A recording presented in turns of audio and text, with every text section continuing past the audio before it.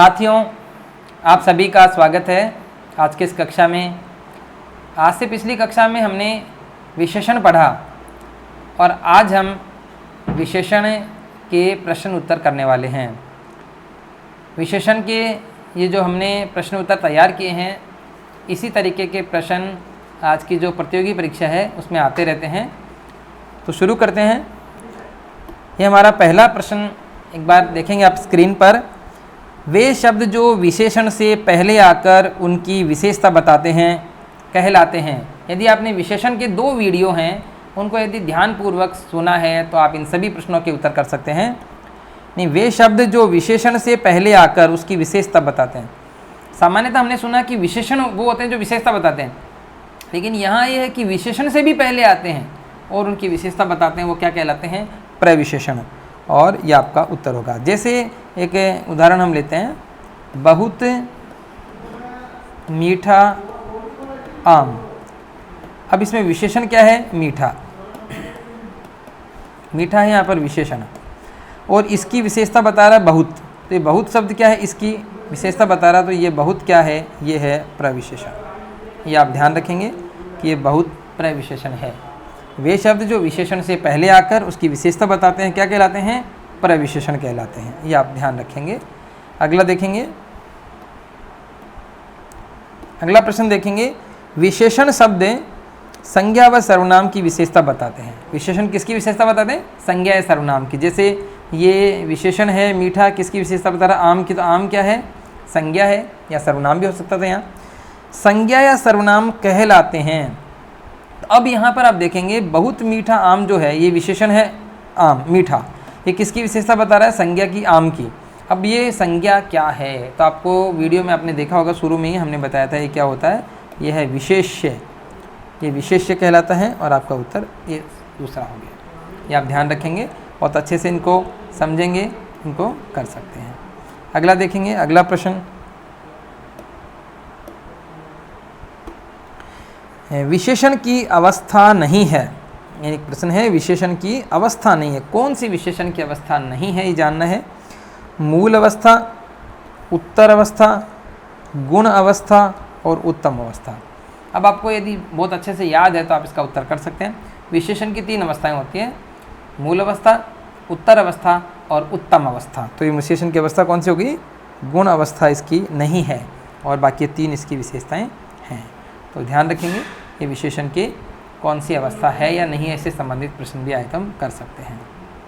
अगला प्रश्न देखेंगे।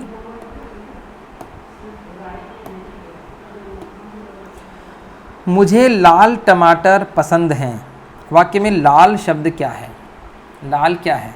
लाल शब्द क्या कर रहा है? इस टमाटर की विशेषता बता रहा है। तो ये विशेषण तो है। अब विशेषण के ऑप्शन देखेंगे। गुणवाचक विशेषण, संज्ञावाचक विशेषण। ये संज्ञा थोड़ा गलत हुआ है टाइपिंग में, संख्यावाचक आएगा यहाँ। परिमाणवाचक विशेषण और सार्वनामिक विशेषण। 4 जो विशेषण के भेद हैं वो यहाँ पे लिए गए हैं। और लाल जो है वो एक रंग होता है, और रंग किस में आता है? गुणवाचक विशेषण में। तो आपका उत्तर है गुणवाचक विशेषण। ये आपको ध्यान रखना है। अगला प्रश्न देखेंगे। वाक्य में यदि विशेषण विशेष्य से पूर्व प्रयुक्त होता है तो विशेषण कहलाता है। वाक्य में यदि विशेषण किसे? विशेष्य से पहले आता है, यानी विशेषण विशेष्य से पहले आता है तो क्या कहलाता है? उद्देश्य विशेषण। देखेंगे हम 2 तरह से बात करते हैं। एक हम लिखते हैं मीठा आम, एक लिखते हैं आम मीठा। ये मीठा जो है ये आम के पहले आ रहा है और यहाँ मीठा आम के बाद में आ रहा है। ठीक है। अब ये मीठा शब्द जो है ये क्या है? आम के पहले आ रहा है। तो ये मीठा क्या हो गया? गुणवाचक विशेषण है, और यहाँ भी मीठा गुणवाचक। लेकिन ये पहले आ रहा है तो ये कहलाता है उद्देश्य विशेषण, और यही यदि बाद में आ रहा है तो कहलाता है विधेय विशेषण। तो इसका उत्तर क्या हो गया आपका? उद्देश्य विशेषण। ये आपको याद रखना है। अगला प्रश्न देखेंगे। राम कम पानी पीता है। वाक्य में कम किस प्रकार का विशेषण है? कम क्या होता है?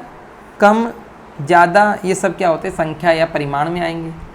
अब ये पानी के पहले लगा हुआ है, कम है तो ये तो पता नहीं कितना है। कम है तो ये या तो कम है तो संख्या तो निश्चित तो है नहीं, अनिश्चित है, अनिश्चित है। अब अनिश्चित में से भी ये क्या है कि पानी है तो पानी अनकाउंटेबल नाउन होती है, इसको हम गिन नहीं सकते, तो ये क्या हो जाएगा अनिश्चित परिमाणवाचक। अनिश्चित परिमाणवाचक, तो यहाँ पे अनिश्चित निश्चित ऑप्शन नहीं है, लेकिन यहाँ पर परिमाणवाचक ऑप्शन होने से परिमाणवाचक विशेषण इसका उत्तर है। तो ये आप देखेंगे कि ये अनकाउंटेबल नाउन होने से ये इसका उत्तर बन रहा है। अगला देखेंगे,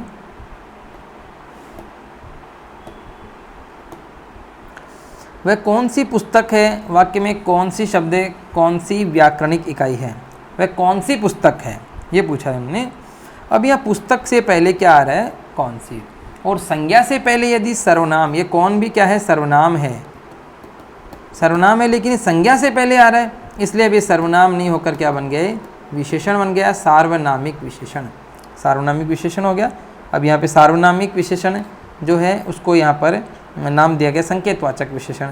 सार्वनामिक विशेषण को संकेतवाचक विशेषण भी कहते हैं, ये भी हमें ध्यान रखना है। प्रश्नवाचक विशेषण कोई ऐसा भेद नहीं होता है विशेषण का। विशेषण के जो 4 भेद हैं, गुणवाचक विशेषण, संख्यावाचक विशेषण, परिमाणवाचक विशेषण और सार्वनामिक या उसी का एक दूसरा नाम है संकेतवाचक विशेषण। गुणवाचक में एक जो स्थान वाले हैं उनको व्यक्तिवाचक विशेषण भी आजकल एक नया नाम मिल रहा है। अगला देखेंगे, मैंने बाजार से 10 आम खरीदे, वाक्य में 10 क्या है, अब 10 है एक संख्या, और किसकी विशेषता बता रहा है, आम की संख्या है और आम की विशेषता बता रहा है, तो ये उत्तर हो गया आपका विशेषण। संज्ञा, सर्वनाम, क्रिया और विशेषण 4 ऑप्शन है, तो ये विशेषण हो गया। ठीक है, संख्यावाचक भी एक विशेषण होता है। अगला देखेंगे, संख्यावाचक विशेषण के भेद हैं। संख्यावाचक विशेषण के भेद हैं 1, 2, 3 और 4। तो संख्यावाचक विशेषण के भेद कितने हैं, 2, निश्चित संख्यावाचक और अनिश्चित संख्यावाचक। ऐसे ही परिमाणवाचक के भी 2 भेद हैं, निश्चित परिमाणवाचक और अनिश्चित परिमाणवाचक। तो संख्यावाचक विशेषण के कितने भेद हो गए, 2 भेद हो गए।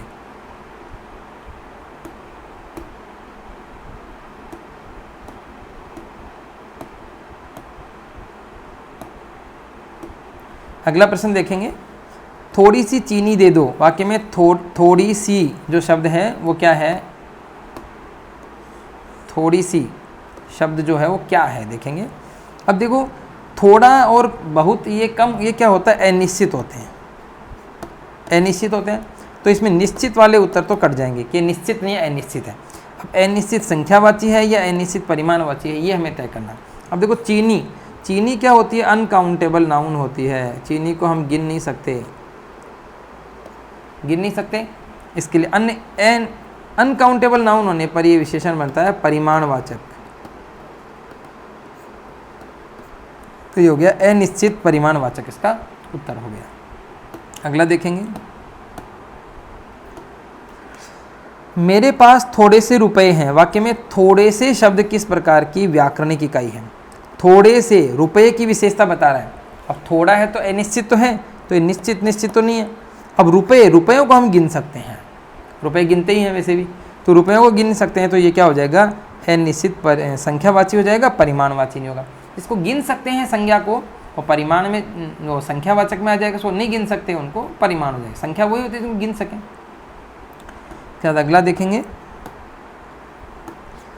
किस क्रमांक में निश्चित परिमाणवाचक विशेषण है, निश्चित भी है और परिमाणवाचक भी है। तो पहले तो ये देखेंगे, इसमें कुछ आटा अनिश्चित है। अब बाकी देखो, 1 दर्जन, 1 एकड़, 100 रुपये, ये क्या है, निश्चित है सभी। अब आपको चाहिए परिमाणवाचक। परिमाणवाचक में क्या है कि एक तो इस संज्ञा को देखना, आम को तो गिन सकते हैं, तो ये आम तो संख्यावाचक हो गया। रुपयों को भी गिन सकते हैं, ये भी संख्यावाचक हो गया। लेकिन ज़मीन को गिन नहीं सकते, तो आपका उत्तर हो गया 1 एकड़ ज़मीन, ये आपका निश्चित परिमाणवाचक हो गया।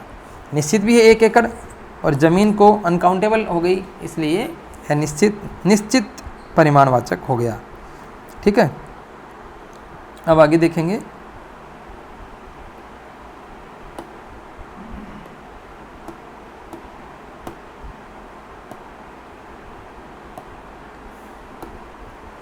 किस क्रमांक में संकेतवाचक विशेषण है, संकेतवाचक विशेषण, जिसको एक और नाम मिलता है सार्वनामिक विशेषण भी बोलते हैं इसको हम।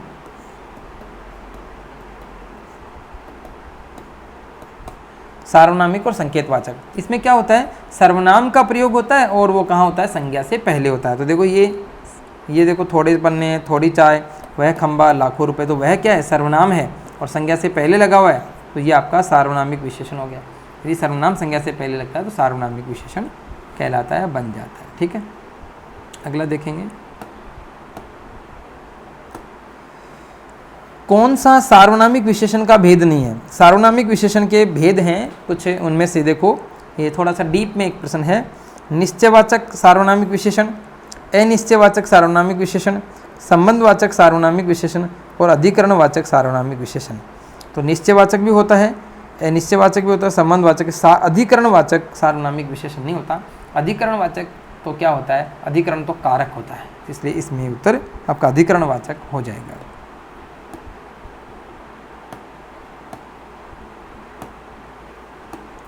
अगला देखेंगे, निम्नलिखित में से विशेषण शब्द है, मिठास, चचेरा, माधुर्य और ऊंचाई, 4 हैं।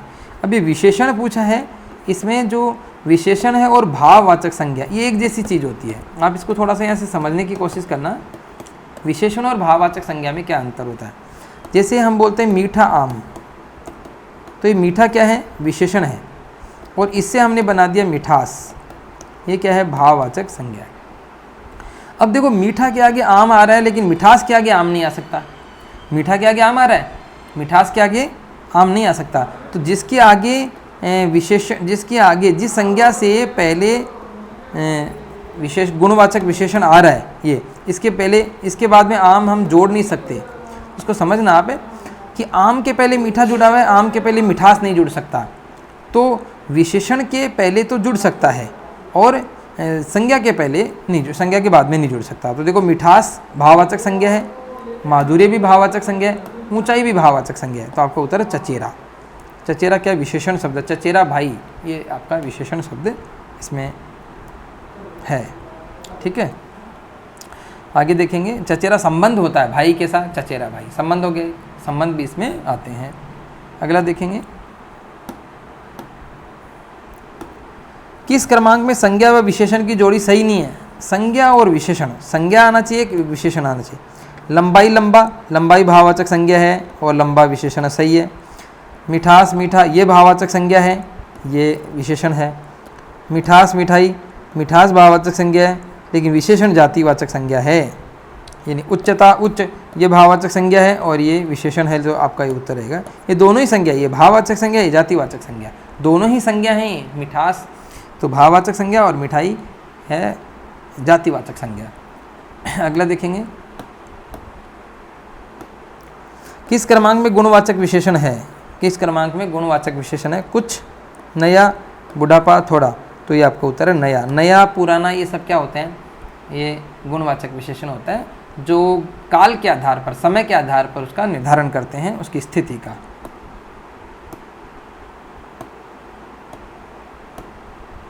अगला प्रश्न देखेंगे, किस क्रमांक में शब्द विशेषण है।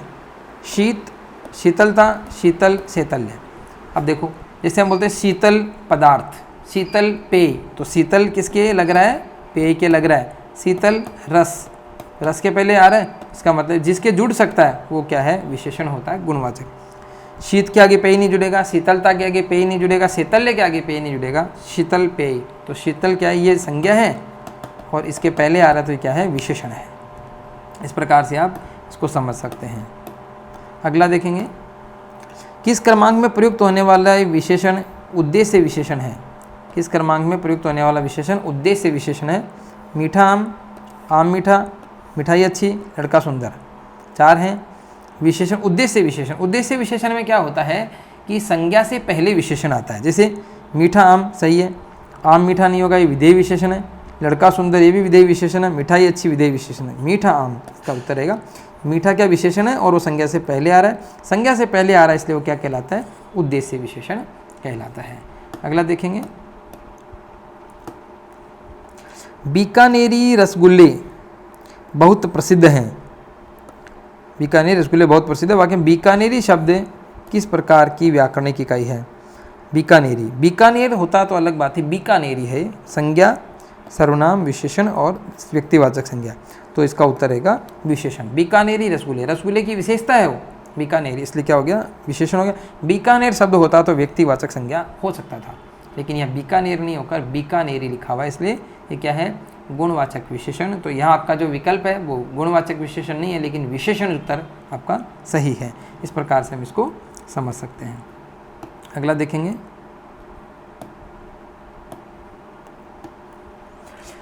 विशेष्य के बाद प्रयुक्त होने वाले विशेषणों को क्या कहते हैं? विशेष्य के यानी संज्ञा, सर्वनाम, ये विशेष्य होते हैं। इनके बाद जो प्रयुक्त होने वाला विशेषण है वो क्या कहलाता है? विधेय विशेषण कहलाता है। उद्देश्य विशेषण विशेषण से पहले लगता है, विधेय विशेषण विशेषण के बाद में लगता है, ये आप ध्यान करेंगे। अगला देखेंगे, जब दो संज्ञाओं के बीच तुलना की जाती है तो विशेषण की कौन सी अवस्था कहलाती है? अब हम विशेषण की अवस्थाओं की बात करते हैं। विशेषण की 3 अवस्थाएं होती हैं, मूल अवस्था, उत्तर अवस्था और उत्तम अवस्था। मूल अवस्था में विशेषण जो होता है वो सामान्यतः है, किसी एक की विशेषता बता देता है। उत्तर अवस्था में विशेषण 2 के बीच में तुलना करता है, और उत्तम अवस्था में वो बहुत सारों से तुलना करता है। 2 के बीच में जो तुलना होती है वो है उत्तर अवस्था। तो यहाँ पर इसका उत्तर क्या रहेगा? उत्तर अवस्था। ये आपको देखना अच्छे से। अगला प्रश्न देखेंगे, राम ढेर सारे खिलौने लाया, वाक्य में रेखांकित पद किस प्रकार का विशेषण है? ढेर सारे। अब देखो, ढेर सारे का मतलब कोई 1 2 3 तो पता नहीं है कितना है, तो निश्चित तो हो नहीं सकता। तो निश्चित के विकल्प को तो आप इसको देखते ही काट दीजिए। अब आपके पास 2 अनिश्चित हैं। अब आपको करना क्या है? ढेर सारे क्या लाया? वो खिलौने। खिलौनों को हम गिन सकते हैं कि नहीं गिन सकते हैं, देखना। अगर उनको गिन सकते हैं तो संख्यावाचक आ जाएगा, नहीं गिन सकते तो परिमाणवाचक। खिलौनों को हम गिन सकते हैं, ये क्या काउंटेबल नाउन है। काउंटेबल नाउन है तो क्या हो जाएगा? ये अनिश्चित संख्यावाचक हो जाएगा। इस प्रकार से हम इसको समझ सकते हैं।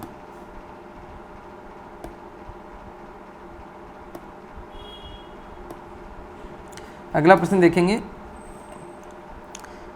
उसे यहाँ बुलाओ, वाक्य में उसे शब्द किस प्रकार की व्याकरणिक इकाई है? उसे यहाँ बुलाओ। अब उसे क्या होता है? उसे यहाँ बुलाओ, उसे, उन्हें, उसका, ये सब क्या होते हैं? सर्वनाम होते हैं। तो ये उत्तर क्या हो गया आपका? सर्वनाम हो गया। ठीक है, ये सर्वनाम इसका उत्तर रहेगा, क्योंकि सर्वनाम है वो संज्ञा से पहले नहीं आ रहा है, ये संज्ञा के स्थान पर आ रहा है, इसलिए ये हो गया आपका सर्वनाम। संज्ञा से पहले आता तो ये सार्वनामिक विशेषण बन सकता था। अब देखो, लघुतम शब्द विशेषण की कौन सी अवस्था का बोधक है? अब यह तम लग रहा है, देखो। और आप लोगों को बहुत अच्छे से याद होना चाहिए कि विशेषण की सामान्य अवस्था में कुछ नहीं लगता है, और विशेषण की जो उत्तर अवस्था है उसमें लगता है तर। उत्तर अवस्था में तर लगता है, और उत्तम अवस्था में क्या लगता है? तम लगता है। तो ये विशेषण की कौन सी अवस्था होगी? उत्तम अवस्था, जिसमें तम लगता है। ये भी आपको ध्यान रखना है।